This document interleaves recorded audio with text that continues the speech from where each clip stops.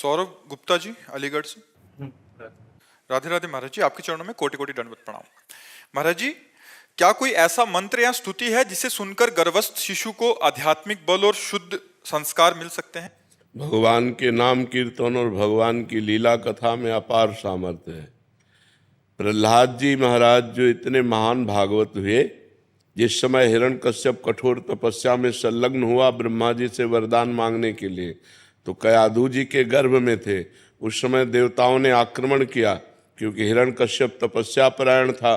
तो जो अन्य सेनापति, दैत्य सेनापति थे, उनको देवताओं ने परास्त कर दिया और पूरे महल में छानबीन की, तो और तो सब भाग चुके थे।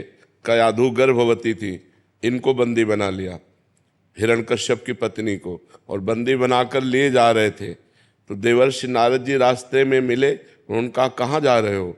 तो उनका इस के अंदर हिरण्यकश्यप का वो जब बालक पैदा होगा तो उसे मार डालूंगा मैं।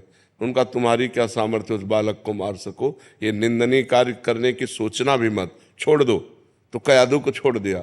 तो कयाधु को देवर्षि नारद जी अपने आश्रम ले गए और वहां भगवान का नाम कीर्तन, भगवान की कथा, तो गर्भ में ही प्रहलाद जी महाभागवत बन गए।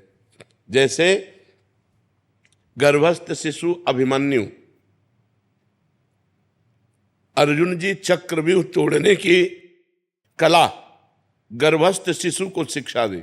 अब वो जब 7वां द्वार तोड़ना था आखिरी, तो उसमें माँ को नींद आ गई, तो वो नहीं सुन पाए, क्योंकि माँ के कान से ही वो सुन रहे थे। तो इससे पता चलता है कि अगर हम गर्भस्थ नारी को सात्विक भोजन पवावें, भगवान की कथा सुनावें, भगवान नाम कीर्तन करवावें, शास्त्रों का कीर्तन सुनावें, तो इससे उसका परम मंगल हो जाएगा। और रामकृष्ण हरि जो नाम प्रिय हो, खूब नाम जप करे, इससे जो गर्भस्थ शिशु है वो भक्त, भगवान का भक्त बनेगा, वो धर्मात्मा बनेगा। लेकिन जब गर्भ रह जाए, फिर मैथुन नहीं करना चाहिए। ये लोग, गृहस्थ लोग मनमानी आचरण करते हैं, इसलिए बच्चों के अंगों पर प्रभाव पड़ता है और वो बहुत हानिकारक होता है और बच्चे कामुक पैदा होते हैं। जिस दिन ये पता चले कि स्त्री गर्भस्थ है, उसी दिन से ब्रह्मचर्य रहना चाहिए, जब तक बालक प्रकट ना हो जाए। और तो अब आजकल लोग इन सब बातों को, धर्म शास्त्रों को न पढ़ते हैं और न मानते हैं।